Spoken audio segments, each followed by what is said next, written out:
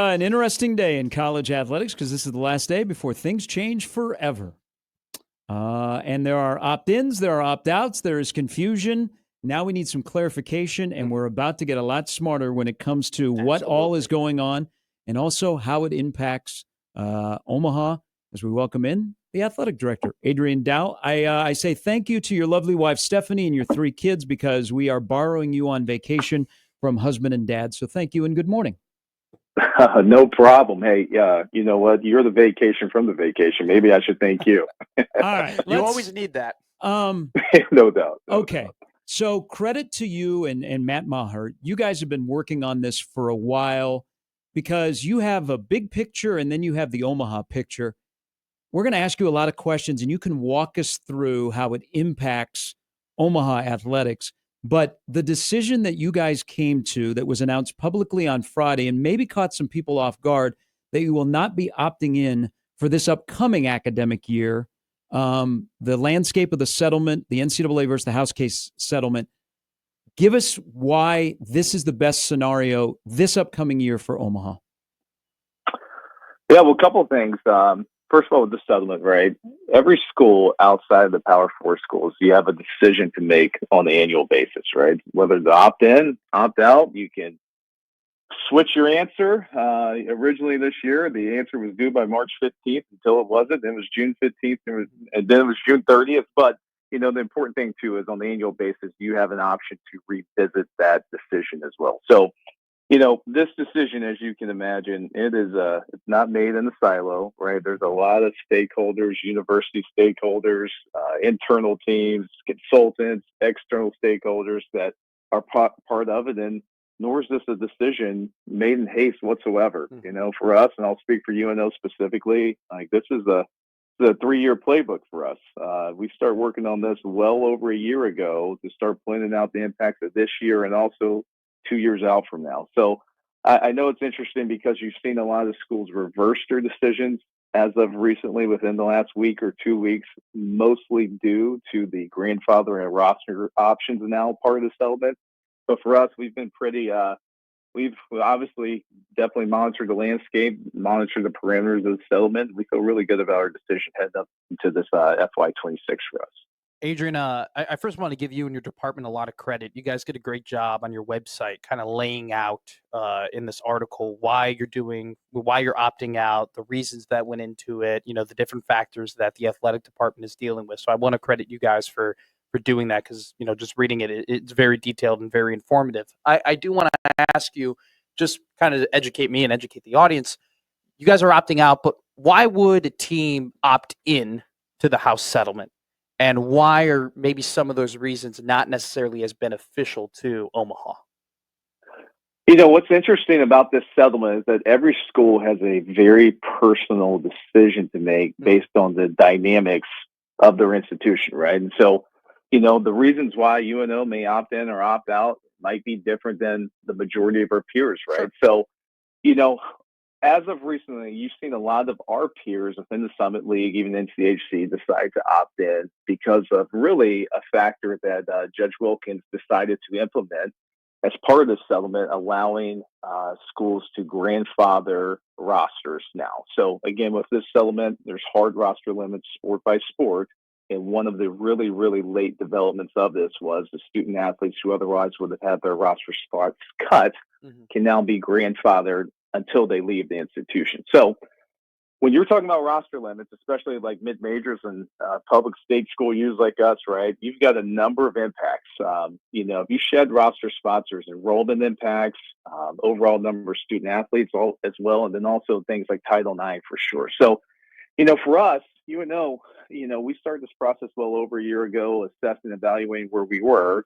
That included doing, you know, enrollment reviews, Title IX reviews, you name it. And we're in a pretty unique position relative to our peers, mostly because of our sport portfolio, the overall numbers of student athletes we have, and also our Title IX situations. That makes us unique where we didn't feel that pressure to need to opt in like a lot of peer institutions as of late because of the grandfather roster. Now, yes, if you opt in, you can do things like revenue share directly with student athletes, right? But I want to caution people to think that's exactly why every school is opting in as of late.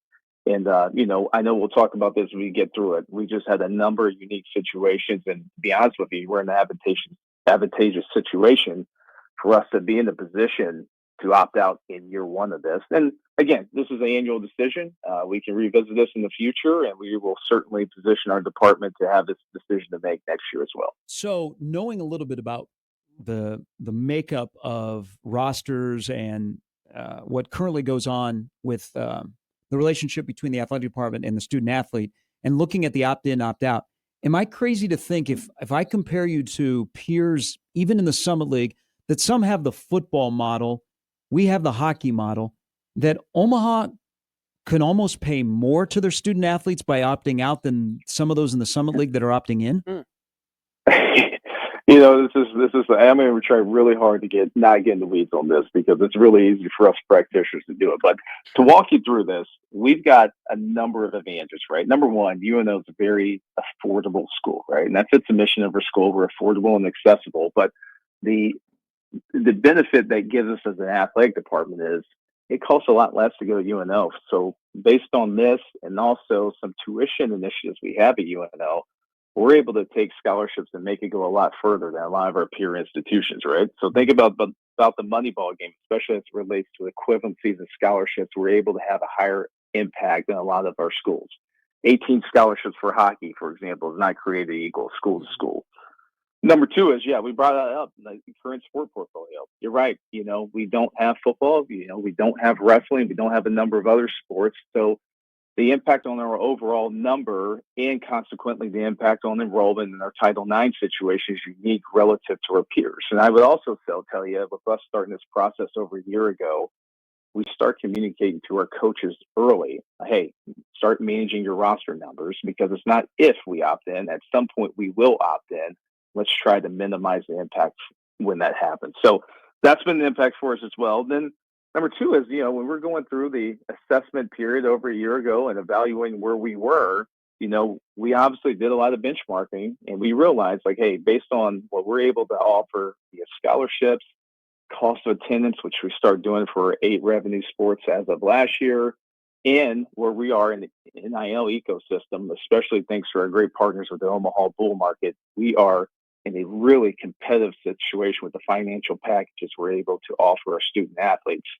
And then the last piece of this is, too, before you jump in, let's make sure we're maximizing the financial benefits you're able to do under the existing rules. Mm-hmm. So there's something called educator-related benefits. You guys might know it as Alston money. It comes from a Supreme Court case in 2001. But essentially, you're able to offer up to $5,980 per student athlete annually tied to educational benchmarks. That's something we had not taken advantage of yet at UNO. And by putting this plan together, we were able to talk to some external stakeholders and drive revenues in order to fund this opportunity that really, really puts us, in my opinion, based on doing the full amount of that, cost of attendance, the full amount of scholarships available on their existing rules, and certainly our NIL dynamic, it puts us in pretty thin air, in my opinion, relative to our peers. And what's really, really interesting about this is, with Alston money, if we were to opt in and give the same benefits that we're giving, it would count as a form of revenue sharing. But as long as you stay under that $5,980 award, it does not trigger opting in. So there's a lot of nuances like that makes this a really dynamic decision and that we'll have to make on an annual basis. You write here that 30% of student athletes in revenue sports programs are from abroad, and a vast majority of your hockey team is from abroad. Just what has that process been like for you trying to figure out what is it going to look like paying international athletes? Because we know there's been major complexities when it comes to trying to give money to international athletes who have made an impact across the country in sport programs. Yeah, huge piece of it. Again, that's where I kind of go institution by institution. This is a very personal decision because we're all in unique situations. But The international piece is very important to us. And as you mentioned, 30% of our revenue sports, so revenue sports for us, hockey, men's and women's basketball, volleyball, men's and women's soccer, softball, baseball, are international. I think specifically you look at our hockey program, Yeah. and it's a significant higher percentage.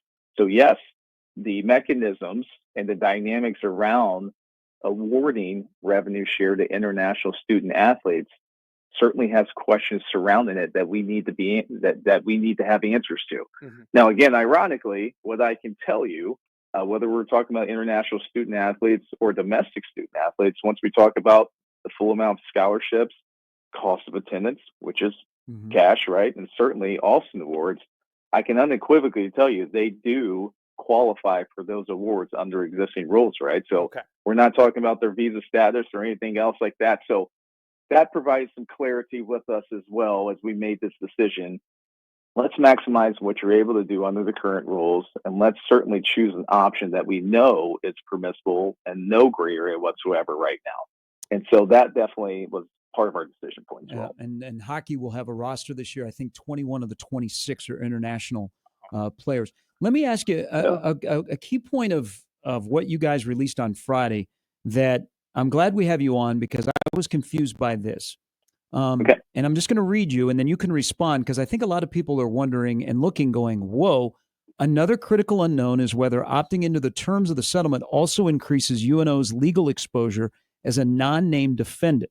Additionally, we want to remain mindful of how new terms of the settlement requirements regarding NIL disclosures interact with the current state of Nebraska law. Is that to mean that with the opting in, you are unsure of if you would still be in accordance with the state of Nebraska law? Yeah, and we are not certainly unique in this situation. There's a number of state laws and obviously associated state public institutions and private institutions that, have some questions and the answer as it relates to this. But, and I'll let you read the Nebraska state law, but Nebraska, like a lot of other states, if you look at the terms of this House case settlement, especially as it relates to disclosure of NIL deals by student athletes and institutions and the enforcement by the NCAA or other entities like that, there are some questions surrounded, right? And I wouldn't say they're concerns, but it is a little bit of a gray area that we need to get some questions answered. So that is definitely part of our decision. And then, yes, we certainly welcome the idea and implementation of this House case settlement. There's no doubt. Is it perfect? Absolutely not. I don't think anyone would say it's perfect, but it's progress, right? However, I do know that a lot of us do have questions, and we are expecting lawsuits surrounding it. And in fact, I think it was a day or 2 days after this was filed, there was a significant Title IX case that was filed against the parameters of this House case settlement. So there's going to be a lot this year of dust settling, right? We're going to see what the legal landscape looks like, not only specifically tied to the settlement, but also the dynamic and the overlay with state laws. Is there any progress with federal legislation as well surrounding this? And we'll be able to make a more informed decision relative for UNO heading into the next fiscal year. Let me ask you, I guess, a definition. I'm seeing designated student athlete tag. What does that mean? Yeah, the really late development, right? And Judge Wilkins, and I agree with her on this. She had concerns with the roster limits and really specifically the impacts of having to cut student athletes at schools opting in to adhere to these new roster limits. So one of the late developments was allowing schools to grandfather the rosters in. And by doing this specifically, you are able to designate specific student athletes on your roster who otherwise would have put you over those roster limits to say, hey, you're tagged as a designated student athlete. If this late development didn't happen, we would have had to cut you. However, you were able to stay now. So that's certainly an impact for a lot of peer institutions that look like us that maybe have a different sport portfolio makeup, that have more concerns with impacts on enrollment in Title IX, that now, because of this late development, they're able to transition their rosters over time to meet these new roster limits tied to the House case settlement. Now, again, institution, it's a unique decision, unique situation. We don't have those type of concerns. And I do have some overall questions too relative to it, right? As you can imagine, it's not an easy conversation if you had to go to a student athlete and tell them specifically you're a designated student athlete. I especially have some questions how that's going to impact retention moving forward. I think we've all seen the data of the transfer portal and the impact on schools. I find it hard to believe that a lot of these designated student athletes aren't going to promptly enter transfer portal a year from now as well. And the situation that puts you in relative to us is right now, I can tell you specifically going into this fiscal year and consequently the next fiscal year, what our roster numbers are going to be sport by sport and dynamic between male and female. If you leave it up to designated student athletes, you're a little bit beholden to what their decisions are going to be. And like I said, I think it would be naive to think that a lot of them are going to stay in place headed into, a different year over time passes. I do think you'll see a lot of these designated student athletes hit the transfer portal. Obviously, you guys did a ton of preparation heading into this process and making this decision not to opt in. But you've said it's not a matter of if, it's a matter of when. My question to you is, what do you and what does Omaha now do in the preparation process for eventually when you do opt in? What do you have to, in your opinion, get ready for when you do make this decision? Oh, there's a lot, right? And again, this process started well over a year ago, right? And again, I want to be clear. We could have made the decision to opt in. We could have. We could have, right? But the reality is it wouldn't have changed one thing we were already going to do heading into this year, right? Our rosters are firm. Our financial packages have been negotiated and distributed thanks to not only what we did internally, but also great partners like the Omaha Bull Market. So logistically, there's a lot that goes into it that we were already prepared for. However, what we wanted to make sure we put ourselves in the position is if we did decide in the future to opt in, that we can do so and minimize the impacts of integrating the terms of this house case settlement. But the logistics side to it, Matt, it's a lot, right? Yeah. You can imagine going through revenue share outside of financial aid, the dynamics that introduces. And we talked about a lot already with international student athletes, but think tax law, for example, think payroll. There's a lot of logistics that go into it, and the work's to work, right? Yeah. We're going to be prepared to do the work. There's no doubt about it. In order to, as you mentioned, it's not if we opt in. We will at some point opt in. We just want to make sure it's a seamless transition when we do. And a huge advantage we're going to have this year is learning what worked and maybe what some of the challenges were in the landscape this upcoming year. We're in a really fortunate position to be able to do that. Let me take advantage of your knowledge. And you're a big picture guy. I know you're athletic director at Omaha, but you understand the landscape for the schools that have football. Do you think we'll ever get to a point where we take football out of the model, out of how the athletic department is built? You know what? I would say the bigger answer to that is probably, do we evolve into the employee employer model, right? Ooh. And certainly, I do think a lot of these impacts we're dealing with, even the school like us that don't have football, it's really tied to football at the highest level. So, at some point, if I thought big picture, 5 years, 10 years out, I think there's still some answers that need to come of how football still fits within the ecosystem of college athletics. And no, I would not be surprised whatsoever at some point in the future, and maybe even the near future, if football's doing its own thing. And, the questions are, what other sports go along with that? Is men's basketball impacted with that as well? But that's how we're going to learn. We're going to see how this house case settlement, how these parameters work over the next few years. We're all going to get a lot smarter.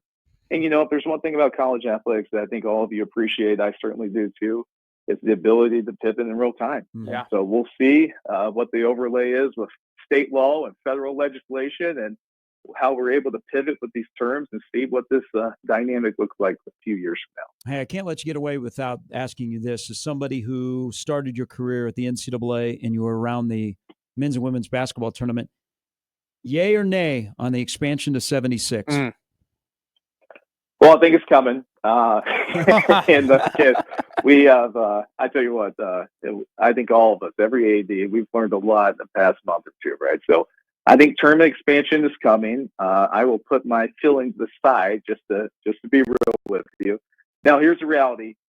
If tournament expansion happens and the access for all schools and conferences remain the same, I'm okay with it. Certainly, if the revenue distribution tied to the AQs remains the same, I'm okay with it. But get ready. There's probably going to be an expansion. There's probably going to be another Dayton site.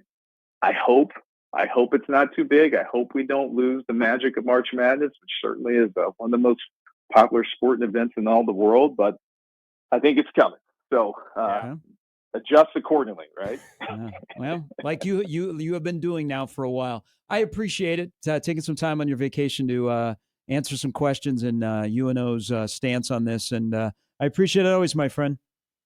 Yeah, I appreciate it. Thanks for taking time. And, if I can leave you guys with anything, it's certainly our stakeholders is we've done everything we can to position these sport programs to be successful. And we are certainly comfortable with the way we're resourcing these teams to have success with the upcoming year. And like I said, every school, whether it's UNO and everybody else, probably the biggest adjustments are going to be from year 1 to year 2 of this house game stuff. I agree. Adrian, thank you. Have a wonderful 4th. All right. Have a good one. Thanks again, guys. It's Adrian Dowell, Athletic Director at Omaha.